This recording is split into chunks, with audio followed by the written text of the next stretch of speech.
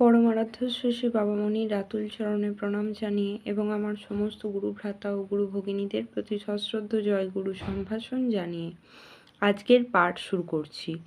ওং অখণ্ড সংহিতা বা অখণ্ড মণ্ডলেশ্বর শ্রী শ্রী স্বামী স্বরূপানন্দ পরমহংসদেবের উপদেশ বাণী একবিংশ খণ্ড।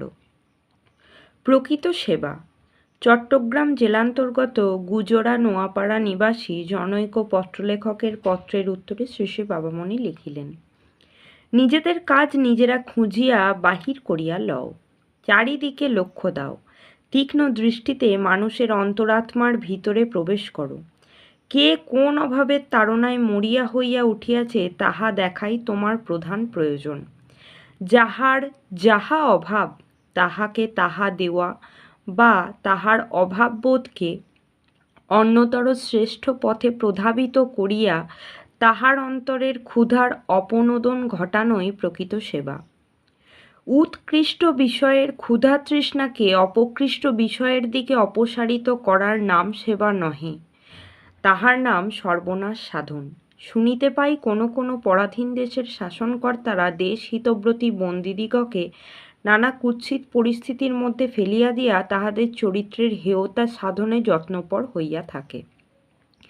একথা সত্য হইলে বলিতে হইবে যে মানবাত্মার স্বাধীনতা লাভের স্পৃহাকে ইহারা হেয়তর পথে প্রধাবিত করিয়া তাহাদের জীবনের সর্বনাশ সাধনে সংকল্পবদ্ধ হইয়াছে। যে সময়ে দেশ, জাতি বা জগতের স্বাধীনতাকামী উচ্চাকাঙ্ক্ষ মানুষগুলির ভিতরে প্রয়োজন রুদ্র পৌরুষ ও দীপ্ত মনুষ্যত্ববোধের প্রজ্জ্বল জ্যোতি প্রতিফলিত করার, সেই সময়ে যদি কবি, দার্শনিক, বক্তা, গায়ক, রাজনৈতিক নেতা বা ধর্ম সংগঠনকারীরা এমন কিছু করেন যাহার ফলে তা ইহাদের অন্তরের খাঁটি সোনায় ভেজাল আসিয়া ঢোকে, তবে জানিও ইহার চাইতে দেশের অধিকতর মারাত্মক ক্ষতি আর কিছু হইতে পারে না। প্রতিটি মানুষই কোনো না কোনো ক্ষুধায়, কোনো না কোনো তৃষ্ণায়, কোনো না কোনো নেশায় কাতর। নিকৃষ্ট যাহার নেশা তাহাকে উৎকৃষ্টতর নেশায় আকৃষ্ট করাই তাহার সেবা। উৎকৃষ্ট যাহার নেশা তাহাকে নিজের নেশায় আরও মশগুল হইবার প্রেরণা দানই তাহার সেবা। শুধু প্রেরণা দানেই তোমার কর্তব্য শেষ হইয়া যাইবে না, সম্ভব হইলে তাহার জন্য উপযুক্ত পরিবেশ সৃষ্টি করিয়া দিবার কাজেও তোমাকে নামিতে হইবে। সেবা করিতে হইলেই অনেকগুলি টাকা লাগে, এই ধারণা সত্য নহে। অধিকাংশ সময়ই আমরা মুখোচ্চারিত সরল সত্য কথার দ্বারা মানুষের অধিকতর সেবা করিতে পারি।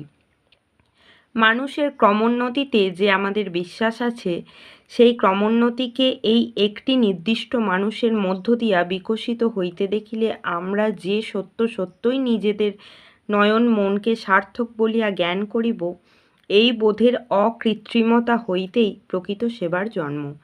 সেবা সেবা সেবা কথাটা আমরা বারংবার নানা প্রয়োজনে উচ্চারণ করিতেছি, কিন্তু সেবা কথাটার প্রকৃত মানে বুঝিবার চেষ্টা করি কি? জয় গুরু।